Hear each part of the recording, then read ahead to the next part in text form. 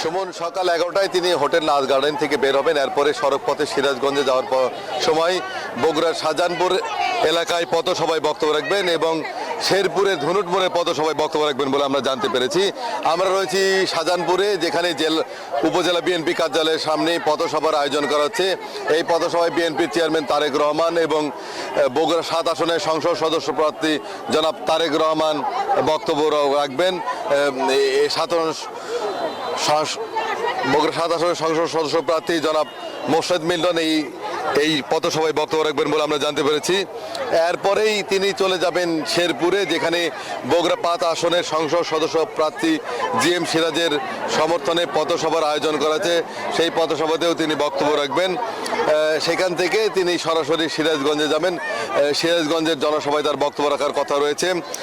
শাহজাহানপুরের এই পথসভায় ইতিমধ্যেই বিপুল সংখ্যক নারী নেতাকর্মী উপস্থিত হয়েছেন, নারী পুরুষ উপস্থিত হচ্ছেন।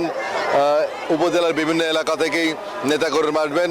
তারেক রহমানকে এক নজর দেখার জন্য শুধু নেতাকর্মী নয়, বিভিন্ন শ্রেণী পেশার মানুষ আসছেন সড়ক পথে। আমরা দেখেছি গতকাল তিনি যখন রংপুর যাচ্ছিলেন, বগুড়া থেকে শিবগঞ্জের শেষ সীমানা পর্যন্ত হাজার হাজার মানুষ তারেক রহমানকে স্বাগত জানানোর জন্য অধীর আগ্রহে অপেক্ষা করছিলেন এবং তারেক রহমানও সেই মানুষদের হাত নেড়ে শুভেচ্ছা জানিয়েছেন।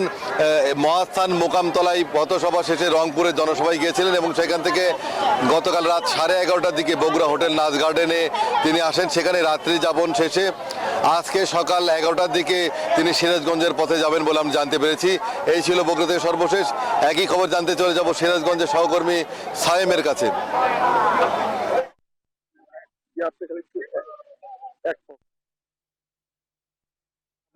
আজকে দুপুর 2টায় সিরাজগঞ্জের বেসিক যে শিল্প পার্ক রয়েছে, এখানে কিন্তু তারেক রহমান আসবেন এবং এই মঞ্চে তিনি বক্তব্য দিবেন। ইতিমধ্যে মঞ্চ কিন্তু প্রস্তুত হয়েছে এবং বিএনপির স্থায়ী কমিটির যে সদস্য রয়েছে ইকবাল হাসান মাহমুদ টুকু, তিনি কিন্তু সার্বিক তত্ত্বাবধান করছেন এবং এই তারেক রহমানের এই আগমনকে ঘিরে কিন্তু সিরাজগঞ্জে এবং পাবনার যে নেতাকর্মী রয়েছে তাদের মধ্যে কিন্তু উৎসাহ উদ্দীপনা বিরাজ করছেন। তিনি এই জনসমাবেশ থেকে কিন্তু সমস্ত এমপি প্রার্থীদের পরিচয় করে দিবেন এবং এই পরিচয়ের মাধ্যমে কিন্তু যে আগামী সংসদ নির্বাচন রয়েছে সেই সংসদ নির্বাচনে কিন্তু অনেকটা সহায়ক বলে ভূমিকা পালন করবেন। এবং তারেক রহমান যে সিরাজগঞ্জে আসছেন, এজন্য কিন্তু সিরাজগঞ্জের মানুষের কিন্তু অনেকটা প্রত্যাশা রয়েছে, যেমন নদী ভাঙন থেকে রক্ষা, সিরাজগঞ্জের তাঁত শিল্প রক্ষা, সিরাজগঞ্জের দুগ্ধ শিল্প রক্ষা, সব মিলে কিন্তু আধুনিক একটা সিরাজগঞ্জ শহর গড়ে তোলার জন্য কিন্তু তারা তারেক রহমানের কাছে দাবি জানিয়েছেন। আর তারেক রহমান আসার উপলক্ষে কিন্তু যে ইতিমধ্যে যে সমাবেশ স্থল রয়েছে, সমাবেশ স্থলে কিন্তু বিভিন্ন জায়গা থেকে যে নেতা কর্মী রয়েছে, নেতা কর্মী ছাড়াও কিন্তু সাধারণ মানুষ কিন্তু সমাবেশ স্থলের দিকে আসতে শুরু করেছেন। তারা শুধু এক নজর প্রিয় নেতা তারেক রহমানকে দেখবেন। তারেক রহমান কিন্তু দীর্ঘ 20 বছর পর কিন্তু সিরাজগঞ্জে মাটিতে পা দিচ্ছেন।